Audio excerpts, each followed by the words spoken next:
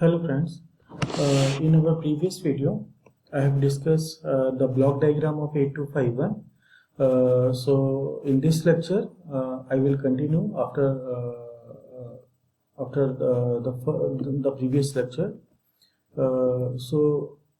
In previous lecture I just told you that in 8251 we have different components. The first one is the data bus buffer. The next one is the read-write control logic, where we have total 6 input signals, as well as in read-write control logic we have total 3 internal registers. So the first one will be considered as a data bus buffer, and the remaining 2 will be your control word register and status word register. The next we are just describing the concept of modem control, which have total 4 signals, out of which 2 will be an input and 2 will be the output signal. The next two logics are the transmitted buffer and the received buffer. Okay, the role of transmitted buffer is to convert the data that is received by microprocessor into serial format, and the concept of received buffer is to convert the serial data received by the peripheral devices into parallel form. Okay, so that it can be received by the microprocessor.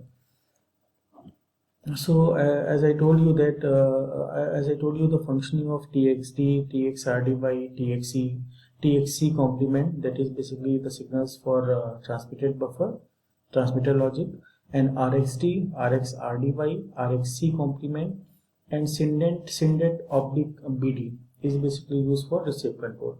So when we are talking about pin diagram, then I just told you the concept of SYNDET and BD signals. मैं दोबारा से एक बार बता देता हूँ.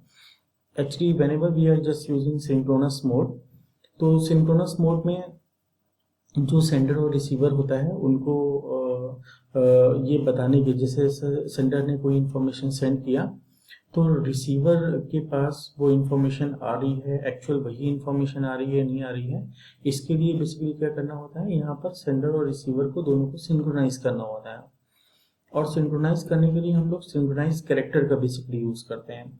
तो सिंडेट का मतलब होता है synchronise character detection.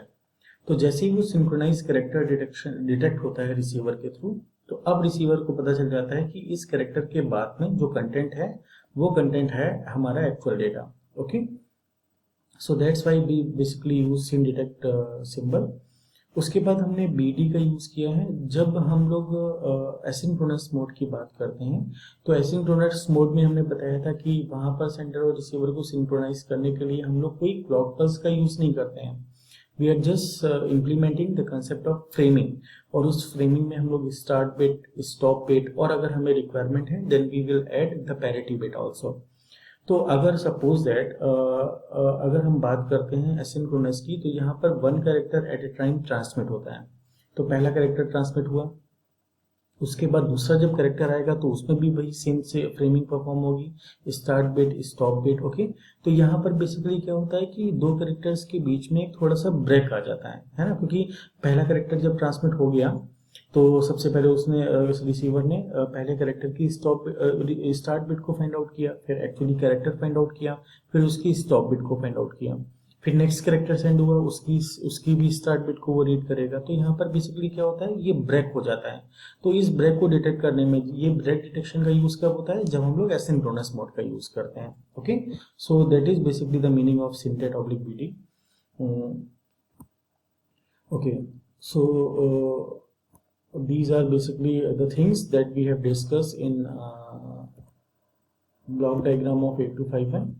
Okay, now we are just moving towards the concept of internal register that is basically available in this read-write control logic. Okay, as I told you that here we have actually 3 internal registers.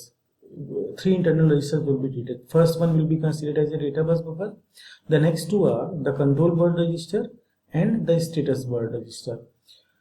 The size of control word register is of 16 bit. Okay, and this 16 bit is divided into 2 parts. The first 8 bit will be considered as the command word, and the next 8 bits will be considered as the mode word register. तो यहाँ पर इस control register में सबसे पहले क्या होता है कि मोड वर्ड की 8 बिट को इनिशियलाइज किया जाता है, और उसके बाद जो बाकी की 8 बिट्स हैं वो एज ए कमांड वर्ड की तरह ट्रीट होती हैं, उसको इनिशियलाइज किया जाता है। मोड वर्ड एक बार अगर इनिशियलाइज कर दिया तो वो उसकी वैल्यू वही रहती है और कमांड वर्ड की वैल्यू चेंज होती रहती है according to the operation. Okay, if you want to change the mode word content, तो वहां पर बेसिकली हमें क्या करना होता है, सबसे पहले हमें रीसेट पिन को इनेबल करना होता है, और रीसेट पिन को इनेबल करने के बाद 8251 क्या होता है, आइडल कंडीशन पे चला जाता है, और वो तब तक आइडल कंडीशन पे रहता है जब तक हम लोग नए मोड वर्ड को इंसर्ट नहीं कराते हैं। ओके, तो ये जो कंट्रोल वर्ड में वैल्यू प्रोवाइड करने का टास्क है, ये कौन परफॉर्म करता है, ये माइक्रो प्रोसेसर परफॉर्म करता है। Okay, so that is basically the meaning of control register. Status register में क्या होता था, स्टेटस रजिस्टर में बेसिकली स्टेटस रजिस्टर के कंटेंट को माइक्रो प्रोसेसर रीड करता है। ओके, कंट्रोल वर्ड के थ्रू बेसिकली कैसे कंट्रोल करेगा, कंट्रोल वर्ड के थ्रू जैसे डेटा ट्रांसमिशन रेट क्या है, बॉड रेट क्या है, और पैरिटी बिट की वैल्यू क्या है, कितने स्टॉप बिट्स का यूज किया है ना, तो ये सारी इंफॉर्मेशन हम लोग कंट्रोल रजिस्टर्स के थ्रू राइट करते हैं। ओके, स्टेटस रजिस्टर्स के थ्रू क्या होता है, ये बेसिकली स्टेटस को रीड करने के लिए यूज होता है, माइक्रो प्रोसेसर यहाँ पर स्टेटस को रीड करता है। Okay, status word in the status register basically provides the information concerning registers status and transmission error. Okay, during the transmission अगर हम लोग सिंक्रोनस कर रहे हैं या एसिंक्रोनस कर रहे हैं, तो अगर कोई एरर आती है तो उस एरर के स्टेटस को ये बेसिकली आइडेंटिफाई करने में यूज किया जाता है, और इस स्टेटस को वो माइक्रो प्रोसेसर को इन्फॉर्म करता है। ओके, सो यहाँ पर देखो अगर चिप सिलेक्ट कॉम्प्लीमेंट की वैल्यू, सॉरी यह कॉम्प्लीमेंट हमें लास्ट में आ गया है, so here this is your chip select complement. अगर ये वैल्यू 0 है तो वो हमारा क्या रहेगा, चिप हमारी इनेबल कंडीशन पर रहेगी because it is your active low signal. C/D complement हमें ये बताएगा कि हमें डेटा या कंट्रोल वर्ड किसमें रीड या राइट ऑपरेशन परफॉर्म करना है। उसके बाद रीड कॉम्प्लीमेंट और राइट कॉम्प्लीमेंट का यूज करते हैं बेसिकली हमें इन्फॉर्म करने के लिए कि हमें रीड परफॉर्म करना है या राइट परफॉर्म करना है। Okay, let's see the very first row, chip select complement is 0, C/D complement is 0, that means we are just talking about data, C/D complement. Okay, तो हम यहाँ पर डेटा की बात कर रहे हैं। WR complement is 1, RD complement is 0, चूंकि ये एक्टिव लो सिग्नल है तो यहाँ पर अगर वैल्यू 0 है तो ये हमारा क्या होगा, इनेबल कंडीशन पे होगा, मतलब यहाँ पर हमें रीड करना है, किसका रीड करना है, स्टेटस का या डेटा का रीड करना है, क्योंकि C/D कॉम्प्लीमेंट की वैल्यू 0 है। Okay, so MPU reads data from the data bus buffer. उसी तरह यहाँ पर CS complement is 0, C/D complement is equal to 0, मतलब यहाँ पर हम डेटा की बात कर रहे हैं। WR complement is equal to 0, इसका मतलब डेटा बस बफर में डेटा क्या हो रहा है, राइट हो रहा है, क्योंकि रीड कॉम्प्लीमेंट यहाँ पर 1 है। उसी तरह यहाँ पर भी देखो राइट हो रहा है, लेकिन यहाँ पर राइट किसका हो रहा है, C का, C मतलब control word. Okay, so MPU writes a word to control register. उसके बाद यहाँ पर देखो रीड हो रहा है, किसका रीड हो रहा है, कंट्रोल का, और रीड में कंट्रोल वर्ड किस तरह वर्क करता है, एज ए स्टेटस वर्ड की तरह, तो MPU reads a word from status register, तो जो भी स्टेटस रजिस्टर का कंटेंट है वो माइक्रो प्रोसेसर रीड करेगा। अगर चिप सिलेक्ट कॉम्प्लीमेंट की वैल्यू 1 है तो C/D कॉम्प्लीमेंट, WR कॉम्प्लीमेंट या RD कॉम्प्लीमेंट की वैल्यू यहाँ पर डोंट केयर कंडीशंस पे रहती है। ओके, ये कुछ भी वैल्यू रहे, यहाँ पर कोई भी ऑपरेशंस परफॉर्म नहीं होता है because that particular chip is not enabled. Okay, now we are just moving towards the format of 8251 command register। Actually देखो 8251 जो कंट्रोल रजिस्टर का साइज होता है वो हमारा 16 बिट्स का होता है, उसको दो पार्ट में डिवाइड किया गया, मोड और दूसरा हमारा होता है कमांड। ओके, तो मोड वर्ड जो होती है, मोड वर्ड हमारी 8 बिट्स की होती है और ये सिंक्रोनस और एसिंक्रोनस के लिए डिफरेंट होती है, जबकि कमांड वर्ड और स्टेटस वर्ड चाहे हम सिंक्रोनस मोड का यूज करें या asynchronous serial data transmission mode का यूज करें, दोनों के लिए हमारा सेम रहता है। ओके, आई रिपीट, जो मोड वर्ड होता है वो हमारा डिफरेंट होता है सिंक्रोनस और एसिंक्रोनस के लिए, बाकी जो फॉर्मेट होते हैं स्टेटस के या कमांड के वो सिमिलर होते हैं, चाहे हम लोग सिंक्रोनस मोड यूज करें या एसिंक्रोनस मोड यूज करें। Okay, now we are just talking about the bit configuration for command word. Okay, so here the D and here D naught will be TX enable. TXEN का मतलब क्या होता है, transmitter enable, मतलब यहाँ पर अब हमने ट्रांसमीटर को इनेबल कर दिया है। जैसे ही TXRDY की वैल्यू 1 होगी तो इसका मतलब क्या हुआ कि ट्रांसमीटर अब रेडी कंडीशन पे है, माइक्रो प्रोसेसर पर्टिकुलर कैरेक्टर को अब वो ट्रांसमिटेड बफर में जाकर के स्टोर कराएगा। ओके, जो ब्लॉक डायग्राम में मैंने ट्रांसमीटर वाला सेक्शन बताया था उसके थ्रू आपको क्लियर हो रहा होगा कि TXEN के थ्रू हम लोग क्या किए, ट्रांसमीटर को इनेबल किए। अगर इसकी वैल्यू 0 होती है तो इसका मतलब ट्रांसमीटर हमारा डिसेबल है, तो अब हम ट्रांसमीटर में माइक्रो प्रोसेसर इंफॉर्मेशन को प्रोवाइड नहीं कर सकता है। Okay, so that is the meaning of this bit. The next bit is DTR। जब मैंने आप लोगों को मॉडम के बारे में बताया था, मॉडम कंट्रोल में हम लोग DTR का यूज करते हैं। DTR का मतलब क्या होता है, डेटा टर्मिनल रेडी।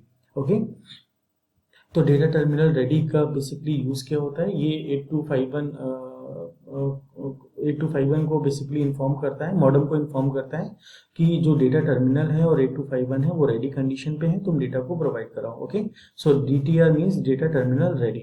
अगर इसकी वैल्यू 1 है तो DTR कॉम्प्लीमेंट की वैल्यू 0 हो जाएगी, मतलब ये एक्टिव कंडीशन पे हो जाएगा। अगर ये 0 आया तो DTR कॉम्प्लीमेंट की वैल्यू 1 होगी। Next one is RxC। जैसे अभी हमने बताया था TXEN, ये क्या होता है, ट्रांसमीटर को इनेबल करने में यूज होता है। उसी तरह RxC का क्या होता है, मतलब ये रिसीवर को इनेबल करने में यूज होता है। अगर इसकी वैल्यू 1 है तो रिसीवर हमारा इनेबल कंडीशन पे रहेगा, अदरवाइज वो डिसेबल कंडीशन पे रहेगा। It's clear. The next, receiver enable disable का मतलब क्या है कि वो अगर ये इनेबल कंडीशन पे है तभी जो रिसीवर इनपुट वाला रजिस्टर था उसमें जो पेरिफेरल डिवाइसेस हैं वो कंटेंट को ट्रांसफर कर पाएंगे।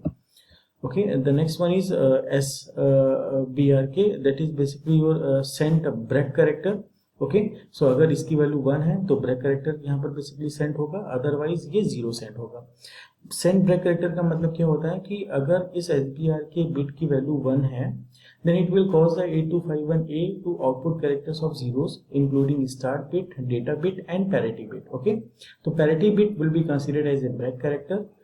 A break character is used to indicate the end of block of transmitted data. Okay, तो जो हमने बताया था कि यहाँ पर जब भी हम लोग बात करते हैं एसिंक्रोनस मोड की, तो एसिंक्रोनस मोड में जो डेटा ट्रांसमिशन होता है वहाँ पर हमें स्टार्ट बिट और स्टॉप बिट का यूज करना पड़ता है, तो वहाँ पर बीच में ब्रेक आते हैं, तो उस ब्रेक कैरेक्टर्स को बेसिकली सेंड करने के, अगर हम लोग इसकी वैल्यू 1 है तो that break character will be send, otherwise the normal operations will be perform. Okay, okay, next one is ER का मतलब क्या होता है, जो भी एरर्स अकर हो रही है। हमने बताया था कि जो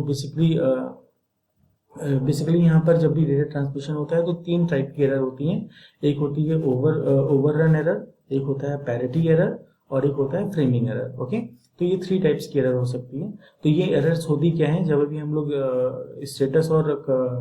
स्टेटस और मोड रजिस्टर्स के बारे में पढ़ेंगे तो वहां से हमें क्लियर हो जाएगा। फिलहाल यहाँ पर जो भी एरर्स हमारी होती हैं, अगर उन सारी एरर्स को हमने रिसेट कर दिया तो इसका मतलब क्या हुआ कि यहाँ पर ER की वैल्यू 1 है।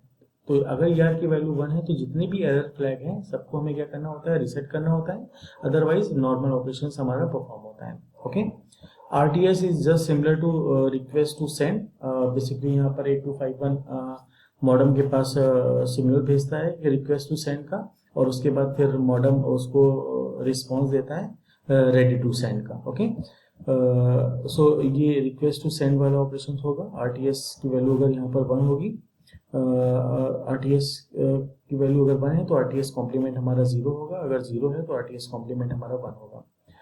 IR basically use for internal reset. Okay, internal अगर रिसेट करना है तो हमें यहाँ पर इसकी वैल्यू हमें 1 करनी है। इंटरनल रिसेट से होगा क्या कि जो हमारा 8251 है वो हमारा आइडल कंडीशन पे चला जाएगा, और वो आइडल कंडीशन पे ही रहेगा। कब तक रहेगा, जब तक हम लोग मोड रजिस्टर में वैल्यूज को फिल नहीं करते हैं।